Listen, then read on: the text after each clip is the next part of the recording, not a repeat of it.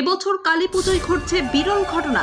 পরপর 2 দিন অমাবস্যা। তাহলে কালী পুজো কবে? কবে ধনতেরাস? ভাইফোঁটা হবে কবে?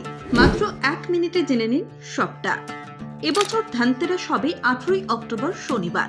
ভূত চতুর্দশী বা নরক চতুর্দশী হচ্ছে 19 অক্টোবর রবিবার। কিন্তু 2025-এ 2 দিন ধরে থাকছে কার্তিক অমাবস্যা। 20 অক্টোবর সোমবার রাত 12টা বেজে 11 মিনিটে পড়ছে অমাবস্যা তিথি। ছাড়ছে পরের দিন 21 অক্টোবর মঙ্গলবার রাত 10টা বেজে 43 মিনিটে। যেহেতু কালী পুজোর রাতে হয়, তাই উদয়া তিথি অনুসারে 20 অক্টোবর সোমবার কৃষ্ণা চতুর্দশীতেই হবে এবছর কালী পুজো। কালী পুজোর পর ভাইফোঁটা উদযাপিত হবে 23 অক্টোবর বুধবার।